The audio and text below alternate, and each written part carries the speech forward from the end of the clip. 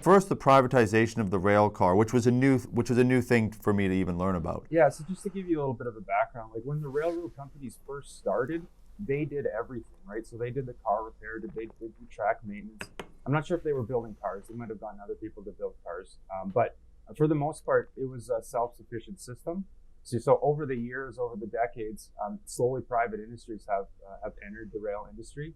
And now you're seeing, in terms of rail car ownership, it's like 70% of the rail cars out there are owned by the rail car users, either holding companies of banks, leasing companies, or rail car shippers. So the onus has drifted away from class ones, the main railroads, over to private industry. And has that shift already happened, or is that still a continuing shift that's happening? That's been happening for decades. I mean, I think I really started to notice it about 10 years ago. I was looking at the rail cars, as they passed, and I started noticing, if you look at a rail car number, if it has an X in it, it's a private car. And I started noticing all the cars were private cars. Large percentage of the cars are private cars. Every oil train is private cars. The grain shippers are getting into private cars. The potash companies are getting into private cars. The railroads, basically, they have some cars in their pool and they do a lot of intermodal service. But outside of that, the big trend has been going to private ownership. So, and with that, of course, you now have to maintain those cars, right? So, CN and CP no longer have as much repairs to do, and that's falling to third-party companies like ourselves.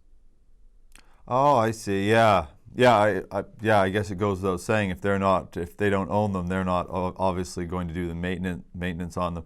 By the way, you and I, we've spoken a couple times, but don't know each other that well. By you saying that there's an X tells you if they're private. Now I'm going to be watching every rail car. Yeah, a lot of people. That's how my brain works. So you've ruined trains for me now. I've ruined trains for a lot of people. A lot of people tell me they get stuck in trains after they see me. So I'm sorry about that.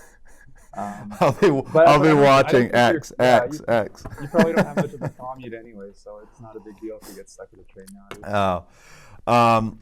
Yeah, no, I did find that really interesting, though, that there has been that shift. And it's these little things, these little nuggets you find out doing the show that I always find sort of fascinating. And does that correlate with? You've also mentioned there's an increase in rail car storage. Is that correlated with the privatization, or is that a separate thing in the industry? So I mean, now you have to get your own storage. You can't just rely on the railroads. Back in the day, you'd ask for cars. I want 20 cars. The railroad would deliver you 20 cars. But when you own those 20 cars and you don't need those 20 cars anymore, it's up to you to find out what you're going to do with it. Now, railcar storage, so it's been growing because of that. 24% of the cars were in storage, as of January, February of this year. And then recently with COVID and as well as the oil crash, Canadian oil is trading at less than $10 a barrel. It doesn't pay really to move cars around when your freight is more than your product. So those cars are all going into storage. So you have all your oil tankers going to storage, all your fracking, hopper cars going to storage.